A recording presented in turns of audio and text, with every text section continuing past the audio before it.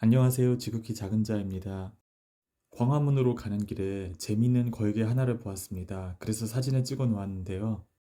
이재명이 미국의 트럼프 행정부에게는 그저 범죄인에 불과하다는 사실을 잘 알려주고 있는 아주 재밌는 문구의 글이었습니다.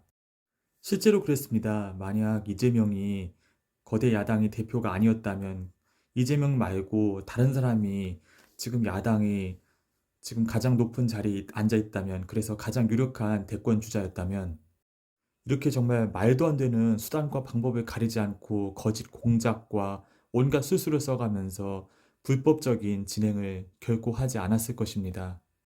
결국 본인의 재판 일정 전에 모든 탄핵 절차가 마무리 지어지고 조기 대선이 이루어져서 본인이 대통령이 되어보자 하는 그의 개인적인 욕망과 참 추악한 소망 외에는 이렇게 무리한 짓을 할 동기가 없었던 것입니다.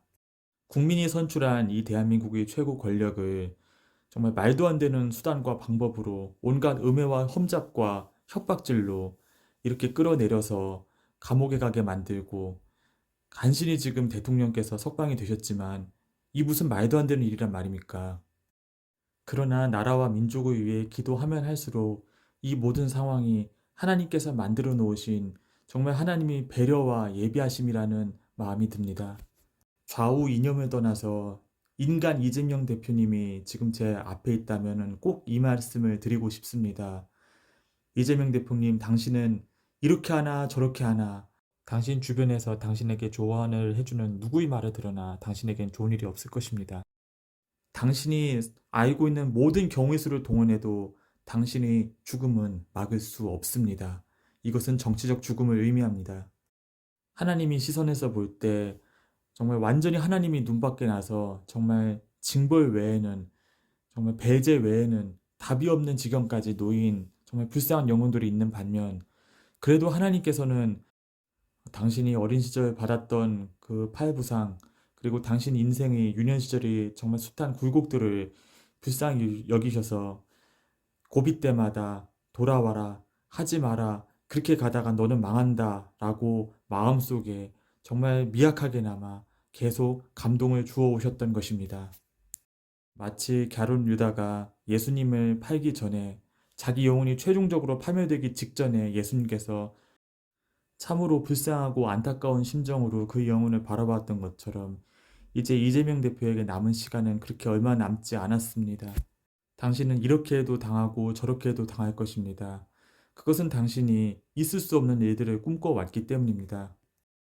당신은 문재인과 조국을 바라보면서 때로는 질시하기도 했고, 때로는 그들 눈에 잘 보여서 자연적으로 높은 자리에 올라설 것을 꿈꾸기도 했고, 또한 때로는 그들이 굳게 잡고 있는 그 중국이라는 동아줄을 대체하기 위해 북한에 손을 대기도 했고, 때로는 중국에 더 밀착하기 위해서 뒤에서 갖은 애를 써보기도 했던 것입니다. 그러나 그 모든 것이 보십시오.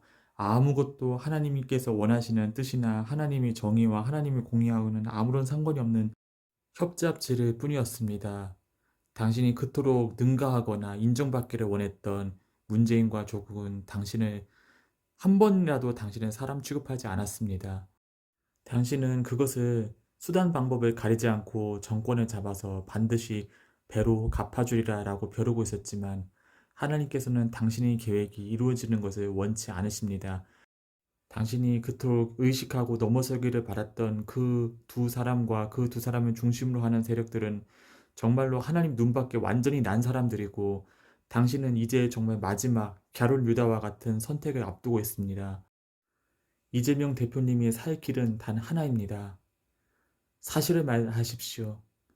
문재인, 그리고 조국, 그리고 그 뒤에 있는 일당들, 그리고 그들이 한 여러 가지 일들, 당신이 참고 넘어갔다가 나중에 복수하리라 생각했던 여러 일들, 다 사실대로 말하고 내일 죽겠다는 각오로 이 모든 것을 다 사죄하려는 마음으로 나라를 위해 고백하십시오. 정치적으로 자폭에 가까운 선택만이 당신을 살릴 수 있는 유일한 길입니다.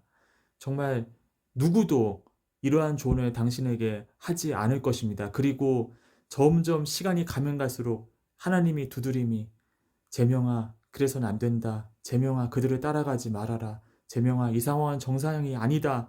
그렇게 두드렸던 하나님의 감동이, 하나님의 찌름이 점점 약해지고 미약해지고 완악해지고 단단해진 그 마음 틀 가운데서 하나님의 두드림이 점점 당신의 마음속에 소멸되어 갔던 것을 기억하기 바랍니다. 이제 당신의 살 길은 이것 외에는 남지 않습니다. 정치적으로는 죽어도 영혼은 살고, 정치적으로 죽어도 다시 살아날 수 있는 기회를 잡을 수 있는 유일한 길이, 유일한 시간이 이제는 선택의 시간조차도 얼마 남지 않은 것입니다. 이 시간이 지나고 나면 당신의 모든 것은 그냥 하루아침에 다 날아가 버립니다. 이것이 날아가는 것과 동시에 맞물려서 당신을 지지했던 사람들, 당신에게 군부를 뗐던 사람들, 당신을 부추겼던 사람들의 정체 또한 드러나게 될 것입니다. 이것이 고구마 줄기처럼 우후죽순처럼 엮어지면서 이 땅의 악한 세력들은 뿌리채 흔들리게 되는데, 당신이 지금 살 수 있는 유일한 방법은 이 모든 일이 일어나기 전에 그들의 실체를 까발리고 국민 앞에 자복하고 회개하는 것 외에는 살 방법이 없는 것입니다. 하나님께서는 당신을 불쌍히 여기시기에 마지막으로 이 기회를 잡기를 원하십니다. 그러나 당신이 이러한 외침을 듣지 않고 외면하고 여전히 마음 가운데 나는 지금까지 걸어온 그 완악한 길로 끝까지 걸어갈 거야. 나는 이것이 내 신념이야. 라고 할진대 그 누구도 아무도 당신을 돕지 않는다는 사실을 정말이지 뼈저리게 되돌릴 수 없는 끔찍한 상황 가운데 경험하게 될 것입니다. 윤석열 대통령은 하나님이 원하시는 자유민주주의 신념을 붙잡고 도전했고, 이제는 하나님께서 그를 보호하시고 이끌어 가시지만 불의를 불의로 덮고 온갖 악한 수단으로 덮고 악의 다툼을 일삼아온 당신과 당신을 대통령이 될 수 있습니다. 당신은 최고입니다. 당신은 우리의 희망입니다라고 당신을 부추겼던 당신 주변의 그 날파리 같은 악한 세력들은 한순간에 무너지게 될 것입니다. 살 길은 단 하나입니다. 얼마 시간이 남지 않았습니다. 당신이 알고 있는 자유 대한민국과 반대되는 모든 부조리들, 모든 매국들, 모든 악한 협잡들을 국민 앞에 고백하고 사죄하는 것만이 당신과 그리고 당신의 가정을 지키고 살릴 수 있는 유일한 길입니다. 하나님은 당신이 멸망하기를 원치 않으십니다. 아무도 당신에게 이런 조언을 해줄 사람이 그 어디에도 없다고 합니다. 그렇게 할 수 있는 시간이, 선택을 할 수 있는 시간이 당신에겐 그렇게 많이 남지 않았습니다. 하나님께서는 한 영혼이 망하기를 원치 않으시고 회개하기를 원하십니다. 하지만 그 영혼이 완악함에, 이상한 신념에 둘러싸이면 둘러싸일수록 그 영혼은 결국은 버림받게 되고 배제되게 되고 멸망받게 됩니다. 이미 하나님이 버린 악한 영혼들이 정말 당신이 그렇게 의식하고 질시하기도 했던 그 두 사람이라면, 당신에게 남은 시간, 요 남은 시간이 지나고 나면 당신 또한 그와 같이 될 수밖에 없습니다.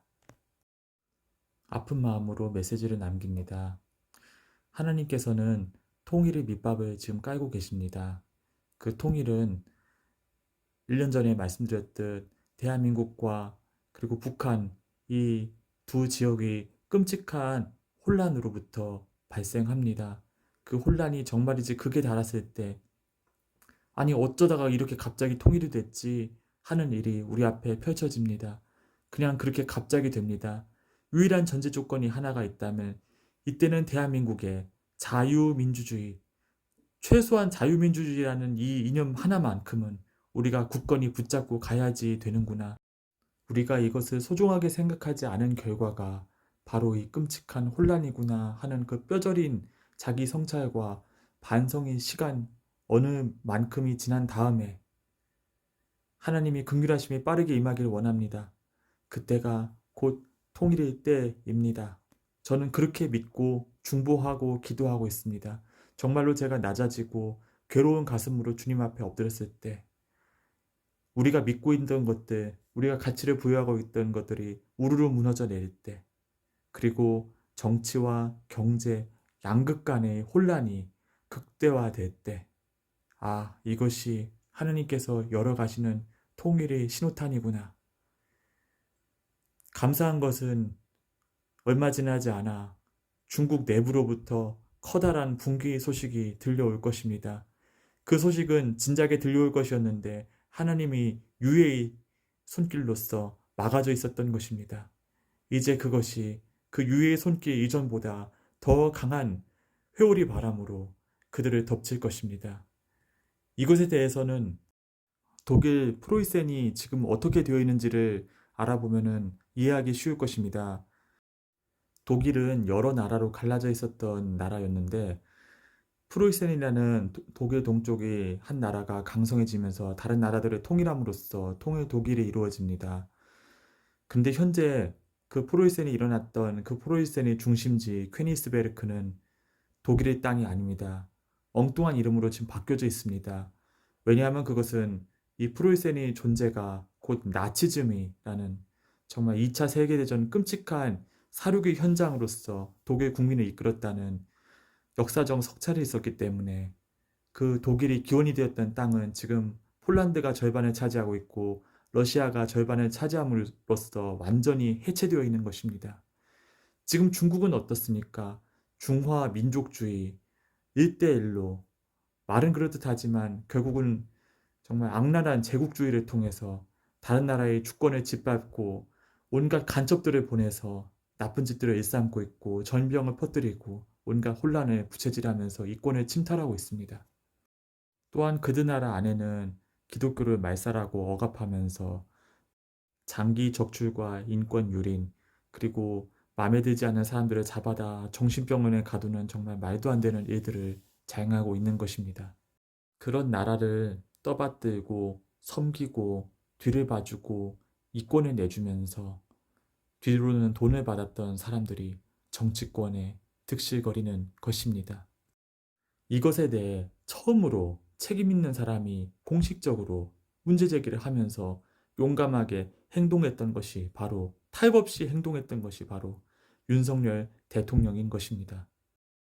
결국 우리나라의 여권, 야권 상당수의 정치인들이 그토록 달콤해 마지 않았던 중공이란 나라의 현재는 그야말로 조만간 큰 변화와 파국을 맞이하게 될 것입니다.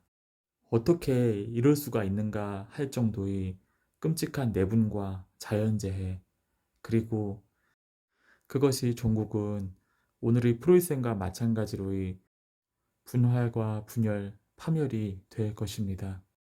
그때가 진화론만큼이나 엉터리로 부풀려지고 임의로 기술된 동아시아 역사가 다시 쓰여지게 되는 날이 시작이 될 것입니다. 자유민주주의 대한민국을 기준으로 하여 그에 반하는 생각과 말 그리고 행동에 대해 사죄하고 엎드리고 고백하고 자백하는 것만이 전개될 역사의 수레바퀴 가운데 그 이름과 영혼이 비참해지지 않을 수 있는 유일한 길인 것입니다. 오늘 방송은 여기까지 하겠습니다. 감사합니다.